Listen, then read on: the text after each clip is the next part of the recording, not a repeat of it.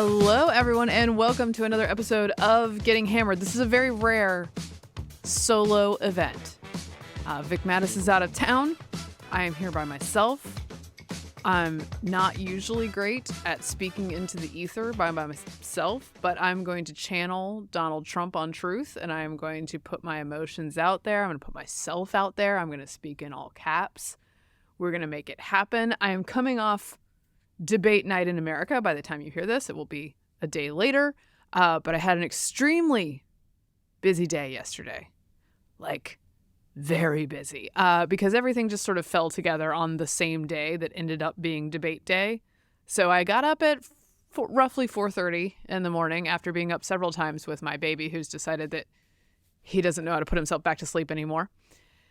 4:30 up because I had to write something that, of course, I had procrastinated on and not finished and really needed to get it out the door in the morning before the children woke up again. So I get up, I work for a little while, I get the children off to school, I come back home, do some work during the day while the big kids are gone. After school, we have after-school activities. We got something for one kid here, we got something for another kid here. I take all the kids to where they need to go. I get home at like 5:30. By that time, it's time for me to go into DC to go to a comedy show. And by that, I do not mean the debate, although you could make that argument. But I had bought tickets to a Jen Fulwiler show, who is she's a stand-up comedian. She's a mother of 6. She does a very specific niche kind of comedy for basically right of center, more conservative, religious people who are familiar with the idea of having 6 children and don't think it's super weird. She writes sort of not self-help books, but memoir type books. She's a funny lady. She's an interesting lady. She has her own podcast. I had a plan to go out with 4 other moms that we made months ago to see this show. And we made this plan before the debate was on the books. And I was like, oh, I'll be damned if this debate is going to steal this mom's night out from me. So we did make it even to a bar to have a little snack and a drink before the show. We go to the show, and then I realize that the show's going to run over the time that I need to start live chatting for the Washington Post, the debate. I had told them I was going to be a little late because honestly, I want to manage expectations. But they asked me to do this, and I said, yeah, I'm going to be like live tweeting anyway. I might as well. So the show's running over, and I sort of do as much as I can to meet that obligation while also sort of sneaking out a little bit. I'm very sorry, Jen Fulwiler, so that I can do the thing that I said I would do for the Washington Post, which is over at the Ruthless Watch Party. So I go to the Ruthless Watch Party at a very loud sports bar and desperately try to find both Wi-Fi and an outlet so that I can do the thing I said I would do. And I finally get on. I finally start chatting. It goes okay. And we'll get to the debate situation. Let's just say the bar was chaotic and so was the stage. That was my feeling about the situation. I get done with that. The debate ends. Chat with some people, get home at 1 a.m. And by the way, during this day, I have also been asked to appear on Bill Maher's show on tonight, when you hear this, Friday night. So I'm also making arrangements to make sure my children are cool, fly to LA, and figure out when I'm coming back from that. And did I mention that my husband has been gone on a trip for 3 days while all this is happening? He is back now.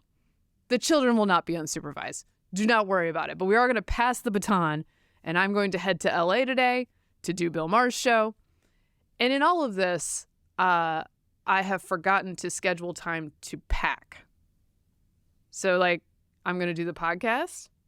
I'm going to do the best I can. I'm going to do some TV with Martha McCallum later today. I'm going to go straight to the airport. And, if God blesses me with 10 minutes to throw some stuff in a bag somewhere in there, I will do it. And if not, I will be shopping in LA for some new clothes. So we can go either way.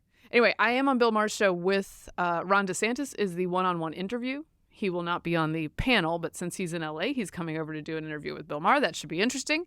I am on the panel with Bill Maher, Sam Harris, and myself. That's it. So we should have plenty of time to chat. There's plenty of things to talk about. The writer's strike ended like the day before they needed to schedule this thing. And I said, sure, I'll fly out. Let me foist my children onto various people and get out there for you. So I'm on my way. We will see if I have baggage or not. That remains to be seen. Okay. So shall we do? Look, I'm looking forlornly over at Vic's empty seat for reaction. Come on, Vic. Usually you're much more talkative. Let's run through some debate stuff, shall we?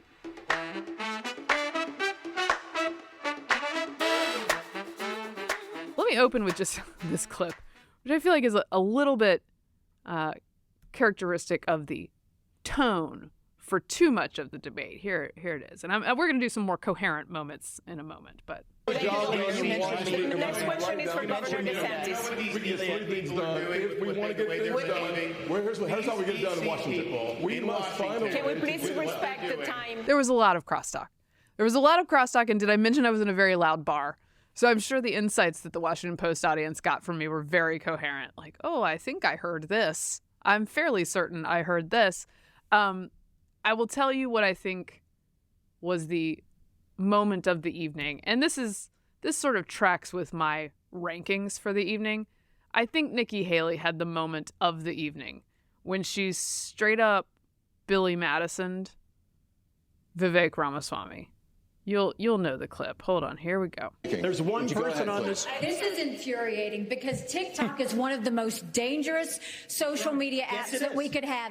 And what you've got, I honestly, every time I hear you, I feel a little bit dumber for what you say. Because I can't believe that here you've got a TikTok situation. What they're doing is these 150 million people are on TikTok. That means they can get your contacts, they can get your financial information, they can get your emails, they can get text messages, they can get all of this these is important. things. This is China very important for our party. Exactly what they're doing. This is very important for our party, and I'm going to say you've gone and you've helped China make medicines in China, not America.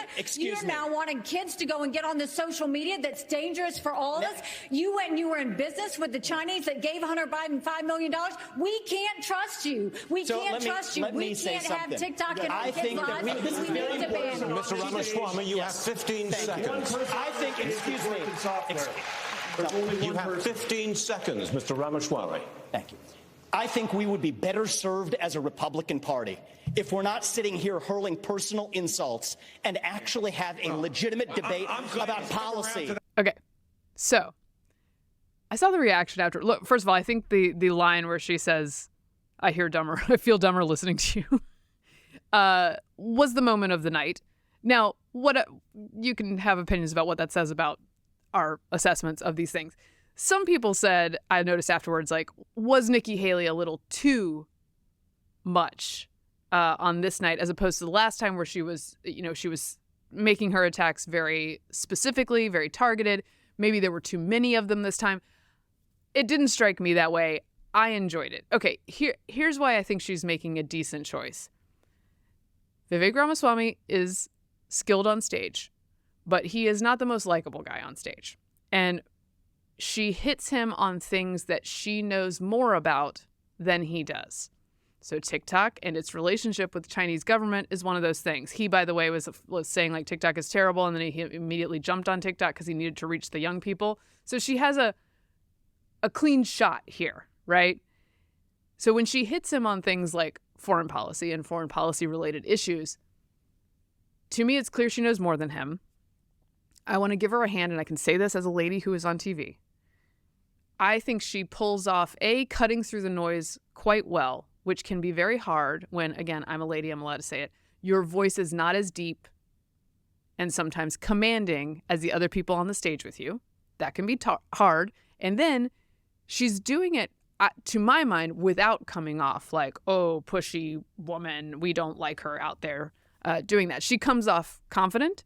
She comes off like she knows what she's talking about. So to me, that is the same kind of thing she did last time. And I think there are some who say it was like too many attacks. However, if you didn't sit and watch the entire 2-hour debate, you're not going to see too many attacks. You're going to see the one that was the one that everyone's playing everywhere. And it's going to be on the guy that most people are not super affectionate toward. So I think you're on safe ground. Also, I know you're not allowed to talk about ladies' clothes in politics, but I like that red suit. Okay. Second in the rankings. Look, I think she did herself some favors.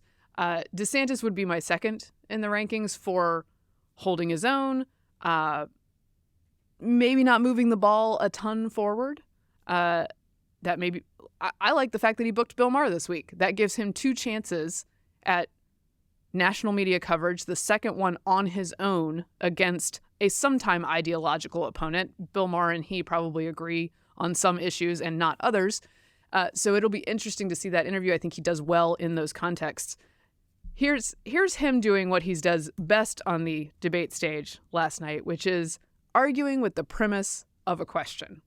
He did it twice. This is from the very end of the debate where Fox tried to ask a question about if this is a survivor, who are you voting off the island? And here's how this goes. You, on stage tonight, should be voted off the island.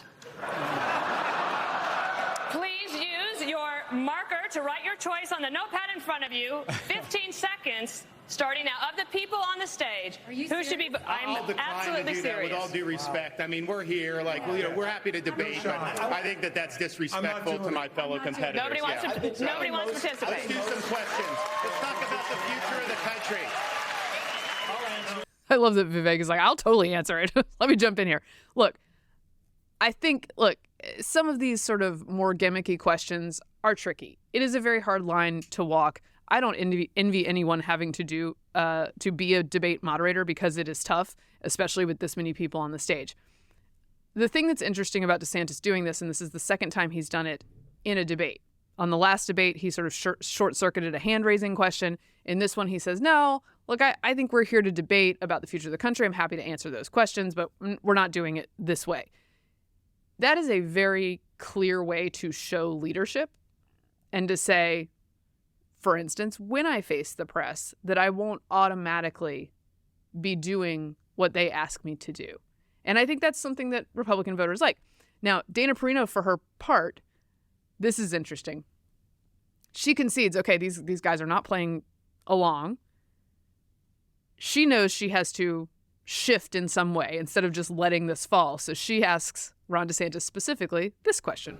Polls don't elect presidents. Voters elect presidents. Right. And we're going to take the case to the people in these early states. We're going to do it in a state-by-state direction. And why? Because as Reagan said in his day, this is our time for choosing.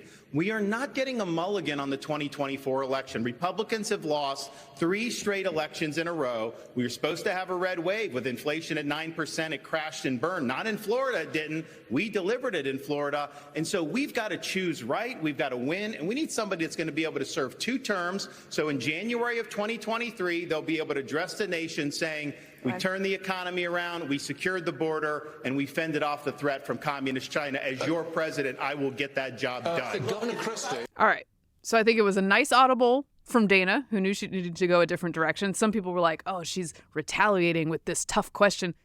You know what? He answered the tough question, and he answered it just fine. And he had a very nice moment, too. So I think that was probably the second most interesting moment of the night. He also pushed back on the premise very hard, as he should, from the Univision reporter who asked him about curriculum in Florida.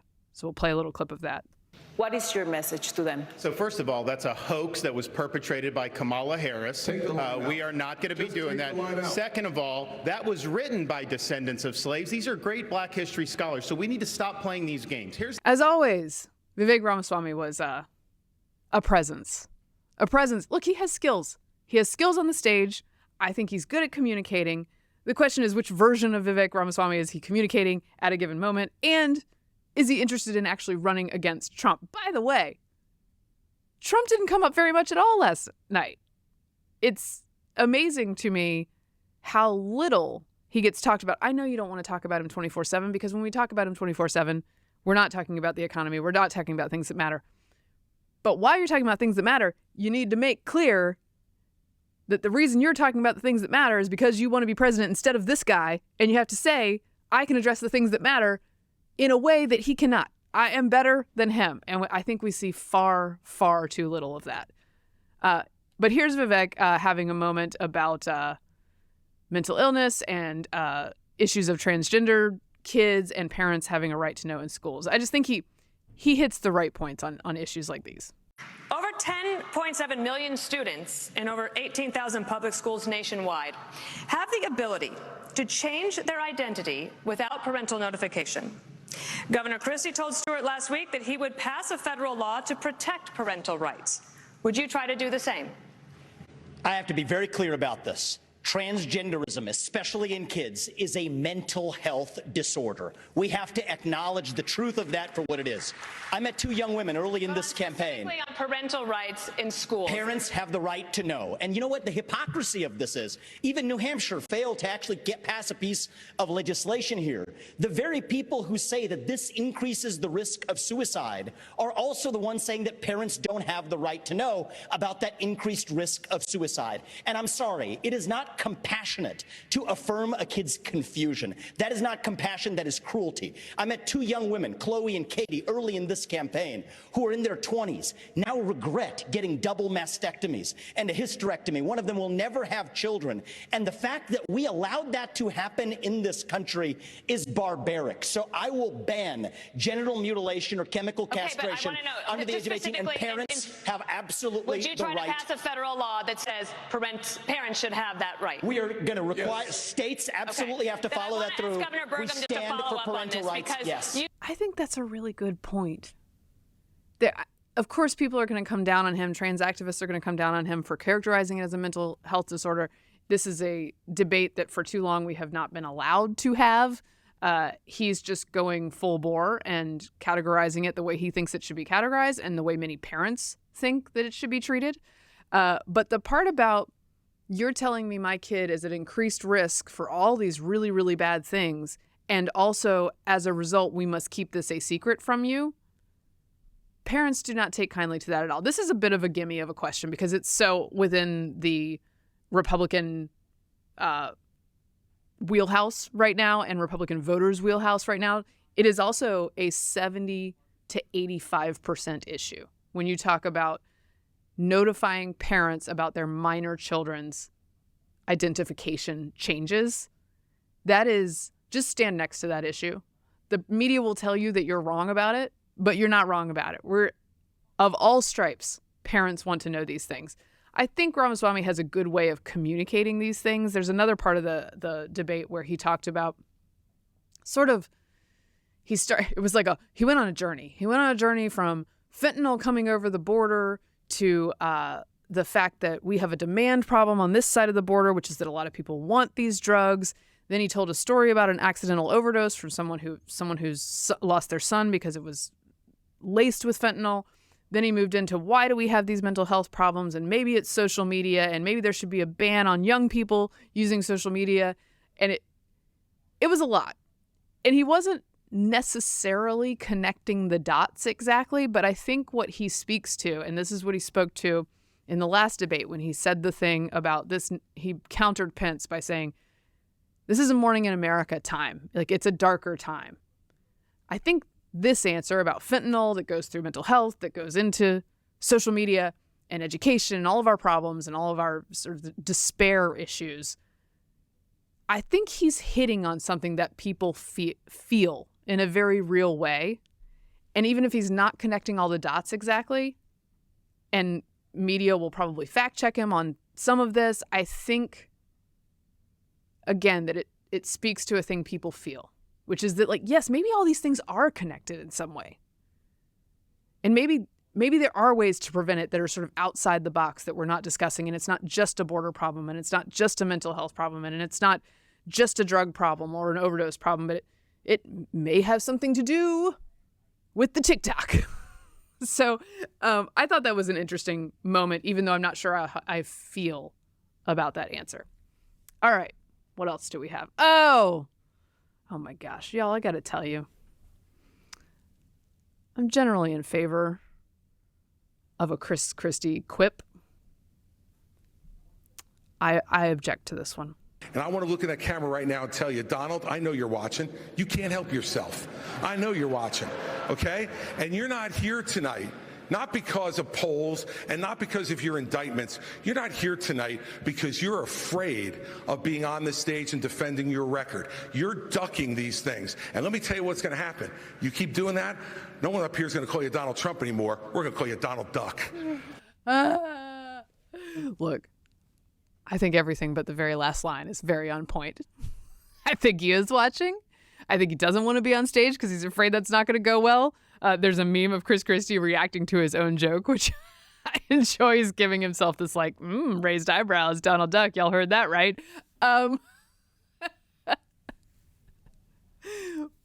The critique is warranted.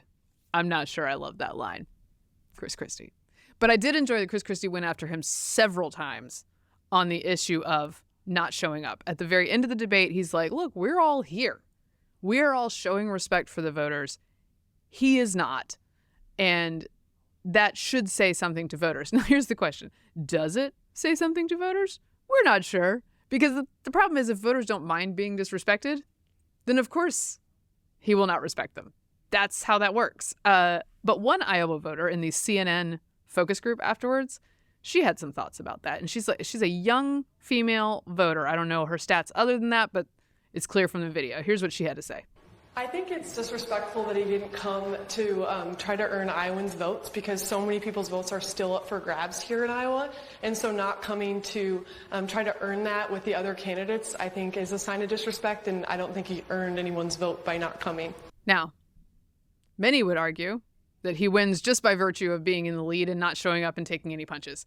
But I do think there is a risk of not showing up and eventually paying a price for it.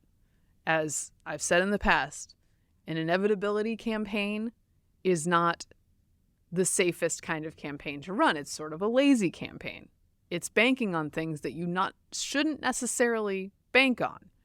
It is a practice in taking things for granted. And if you take things for granted, please see Hillary running against Obama thinking she was definitely getting the nomination. Please see Hillary running against Trump thinking she was definitely going to win the presidency. If you run like that, the thing can fall apart fairly quickly. And so I think he needs to be as wary as one Hillary Clinton should have been about that falling apart at some point. That being said, he's very far ahead. Which is why, by the way, Ron DeSantis, after the debate, is talking with Hannity. And Hannity, sounds like Hannity's going to become like a stop. He could be like a real stop for these presidential candidates or wannabe candidates in the case of Gavin Newsom in the near future. Not only does he have this Newsom-DeSantis face-off on his calendar for November 30th, here's DeSantis pitching another idea to Hannity. Maybe we can say, since the former president didn't come here, maybe he'd be willing to do one with you and I. I think he owes it to our voters to come and make the case. You're now challenging it. So this is going to be Hannity one-on-one debate central. Let's do it, right? I'll do anything. I'll ask him. Here's the thing, though. You owe it to the voters to come and make the case. No one's entitled to anything. You can say, some poll months before. No, you got to make the case. You got to owe it to the voters. So I'm going to show up everywhere. I think that's what we were able to do. All right, so that's DeSantis pitching a one-on-one debate with Donald Trump. I mean, I would be there for that. I'd be there for it. Okay, one more moment of, and this, like I said, I ranked Nikki Haley high. Thought she had a good night. She's commanding. She's presidential. She's believable doing this work. This is a moment where it didn't look great, where she and Tim Scott got into it pretty hard about, honestly, I don't even remember what, but someone else steps in. You voted He has for made sure that the you borders are actually open asked and they for a haven't done gas anything. tax Look at increase everything in South Carolina. 12 years. Where have you been? Where I have voted you no been, on all. Tim? I voted on 12 most of years. those things. We've waited, I have voted and nothing has Here, happened. here's what you've 12 done. years. Here's the thing that I 12 just find interesting. Ron, let me finish All this these first. guys have said Here's the things, fact. and I appreciate a lot of the things they're saying. Nikki I'm Haley. the only one up here who's gotten in the big fights and has delivered big victories for the people of Florida, and that's what it's all about.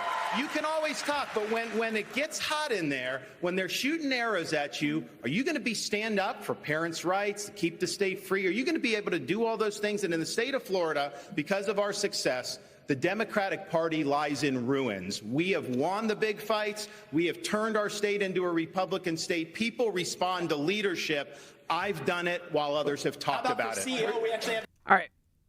I also want to play one clip from Doug Burgum, who I thought got a lot more time this time around. He's not straight off the Achilles injury. He is wearing a boot. I saw a picture of that last night. But he's up there doing the thing. Look, I think when Doug Burgum speaks, he's compelling. I think he has a good social IQ. He connects his policies to personal stories in a way that is natural and in a way that a lot of candidates are not great at. And there was one moment that I appreciated especially where he explained what our sort of Frankenstein healthcare system does to incentives and why things cost what they do. And I just enjoy when I get an economics lesson that everyone can understand from the stage. So here's Doug Burgum doing that.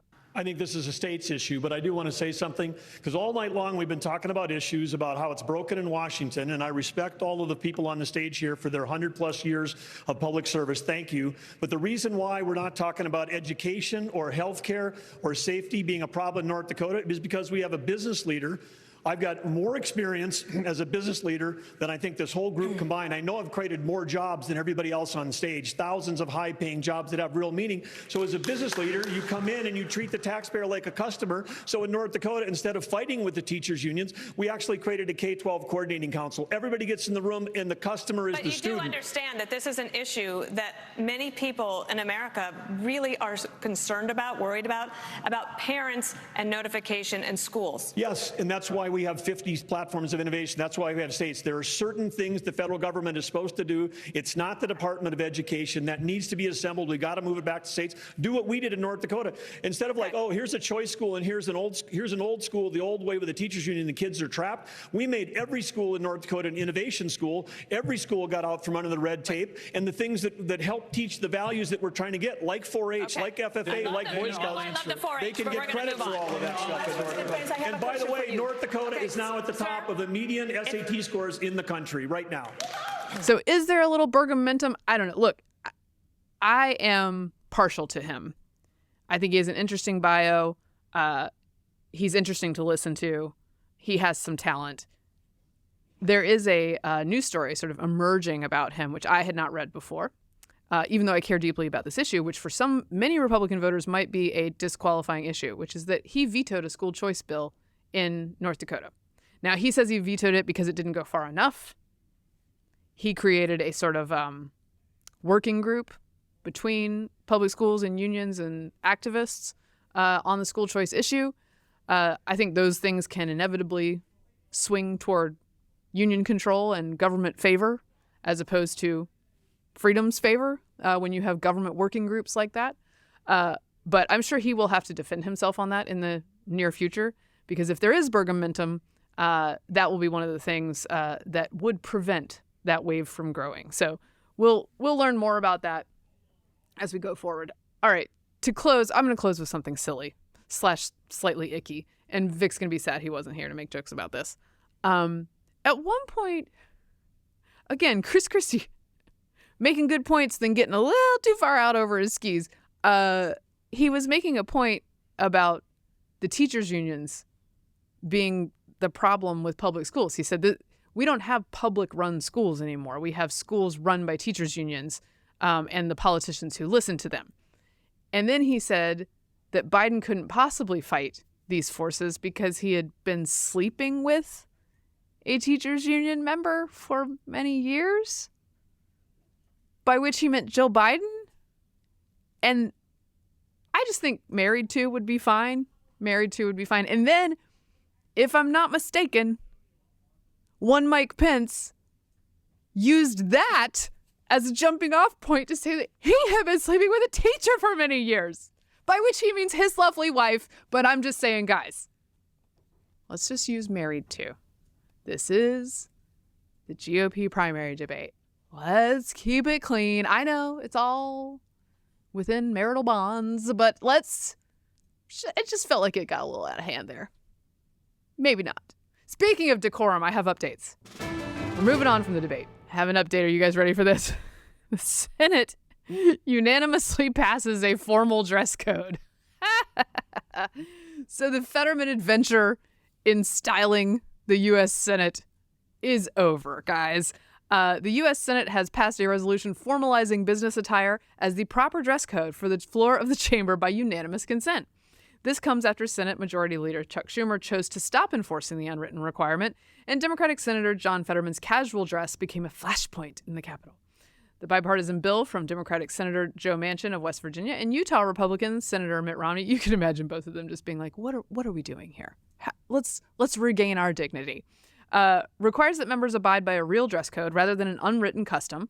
When on the Senate floor, that includes a coat, tie, and slacks for men. The resolution doesn't specify what is deemed as business attire for women on the Senate floor. Could this have been handled worse?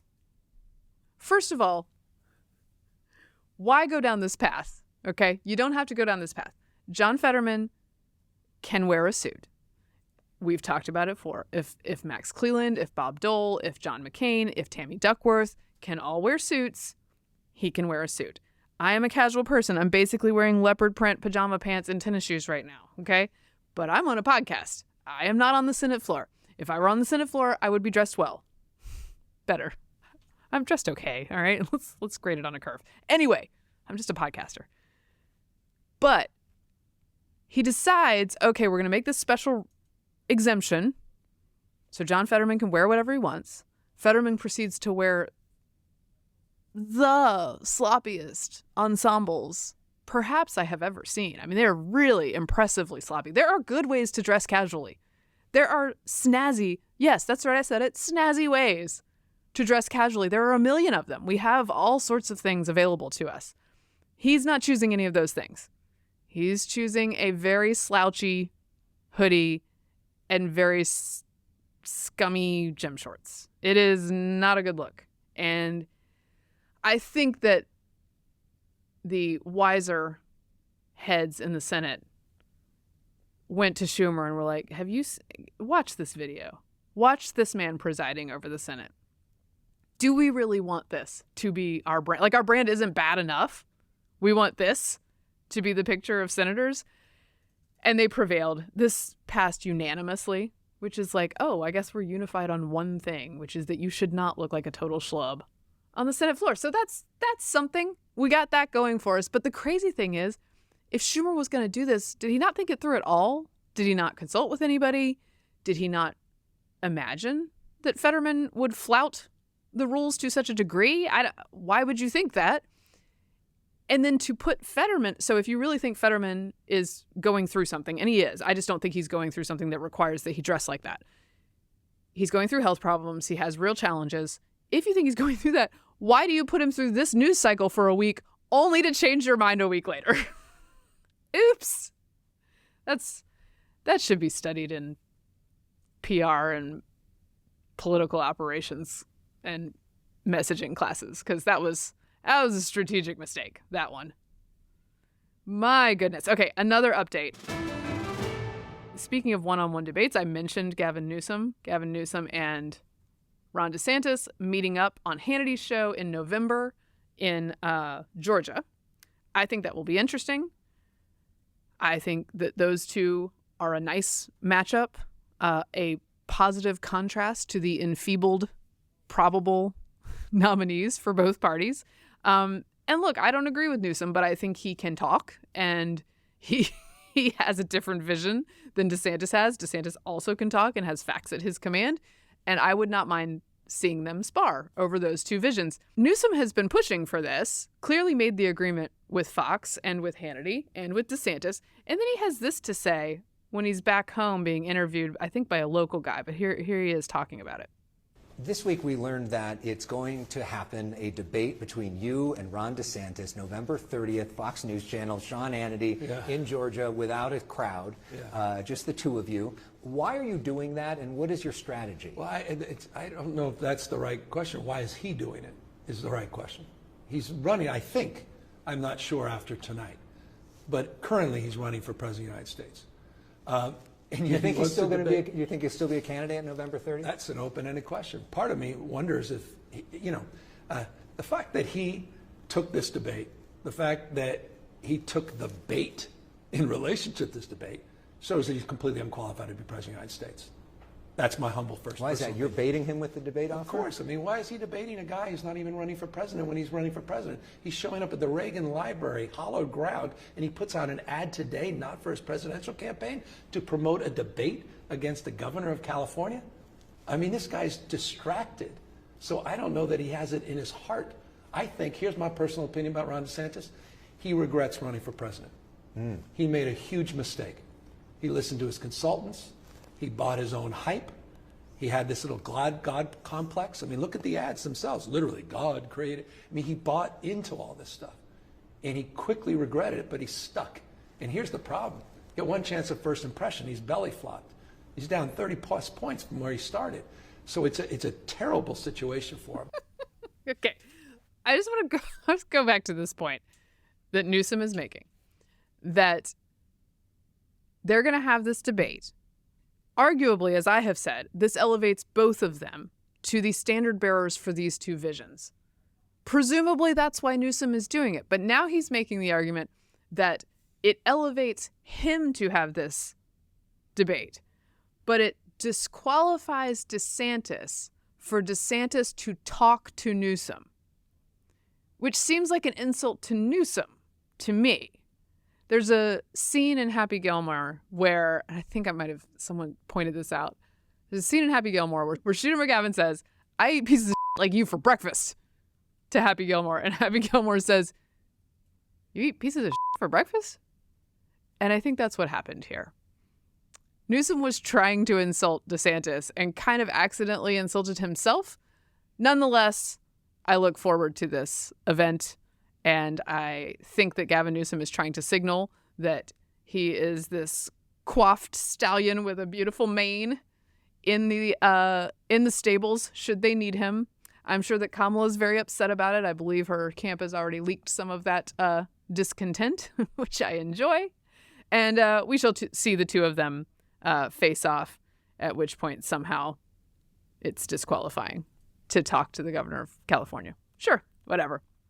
All right, I'm not going to leave you guys hanging. Even though Vic is not here, I needed his opinion on the most important news story of the week, which, of course, is the budding, what do we think, situationship between Taylor Swift and Travis Kelce of the Kansas City Chiefs. So I'm going to let you enjoy our thoughts on that. We need to talk about Travis Kelce of the Kansas City Chiefs and his relationship with Taylor Swift.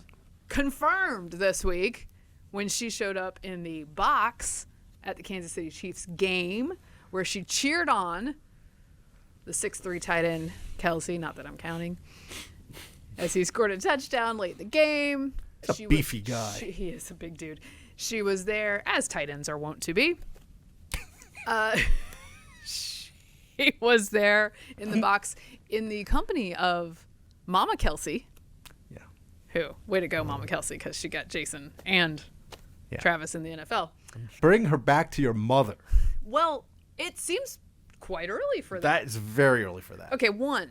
Unless you're Taylor Swift. Do we think that this relationship is real and not just a psyop and media play for the rest of us to pay attention to? Okay. He's like, I don't care and I don't know. What? We can read each other's minds, Mary Katharine. I literally wrote down in bold, all caps, why is this news? People get so excited about this, and I don't understand why.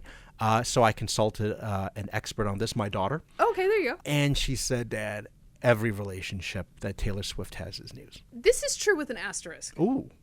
The last relationship she was in, I just looked it up today. It was 6 years long. I would have said cut him off after 2 years. That would. How old? She's like in her 30s. She's 33 now. So she started dating him at 27. Well, it's time to at get 29, serious. if I were friends with Taylor Swift, I would have been like, is this going anywhere? And do we need to? But she didn't. She dated him for 6 years.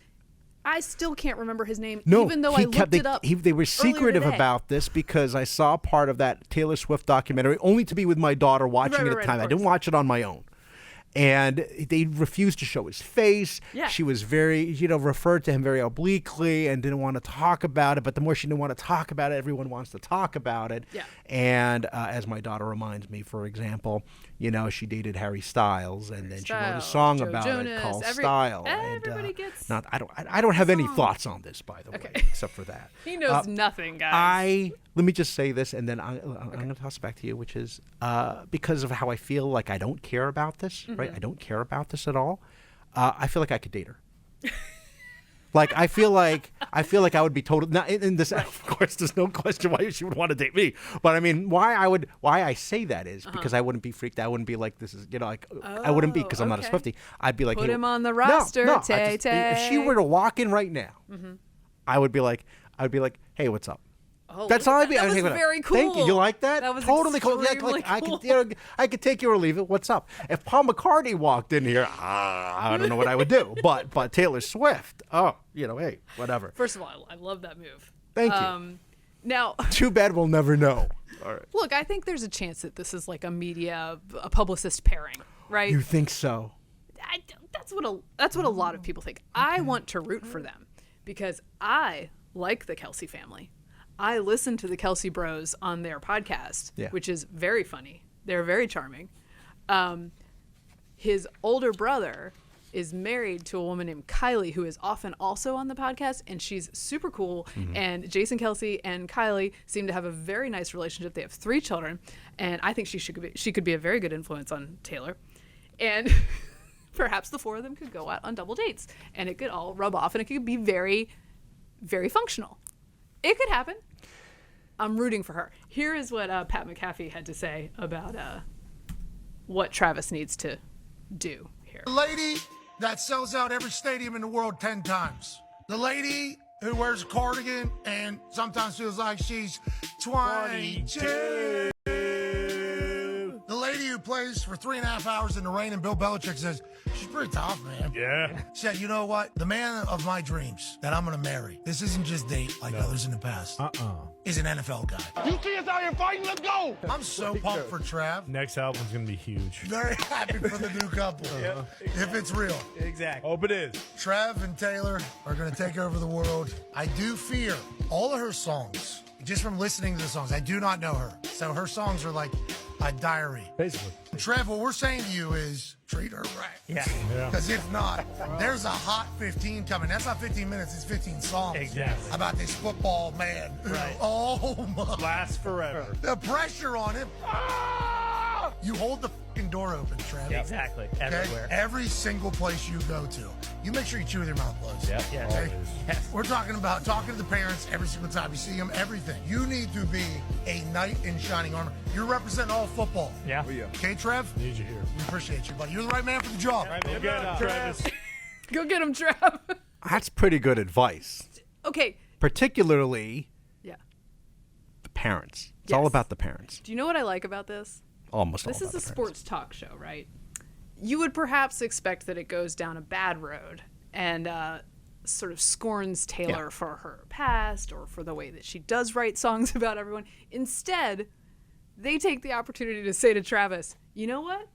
Make it look good out there, buddy. Make it look good out there. That's right. And I appreciated that. And maybe that's what Taylor needs. Well, Now, here's the last point. please. And you can stop caring about this for a little while.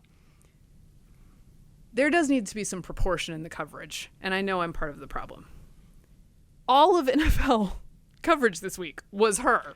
So maybe let's take it down a notch, or else she is going to earn more haters in the NFL fan ranks, I think.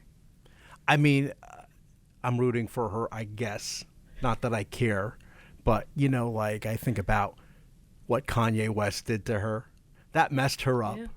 Not that I care, but it messed her up He knows for a nothing, long time. guys. That's why she had the album that came out after that to But can I just exercise those Can I just make one demons. more point about Yes. Taylor Swift?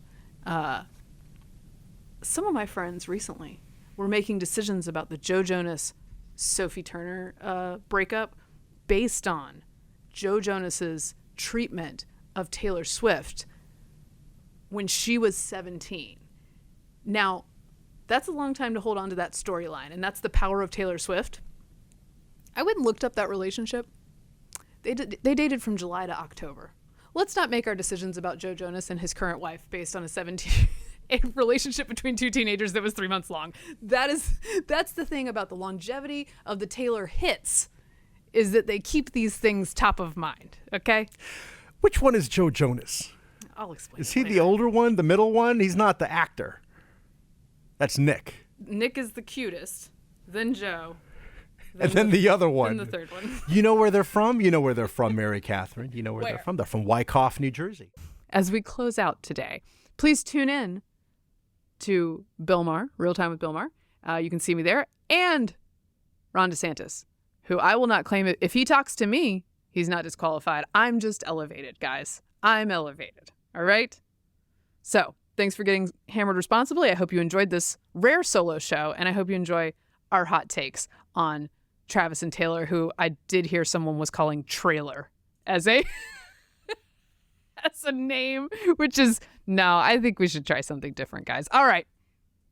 I'm at MK Hammer on social media, at MK Hammer Time.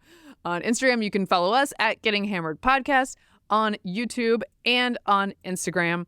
Find us everywhere. Listen, watch. Thanks for being here. This has been a Nebulous Media Podcast.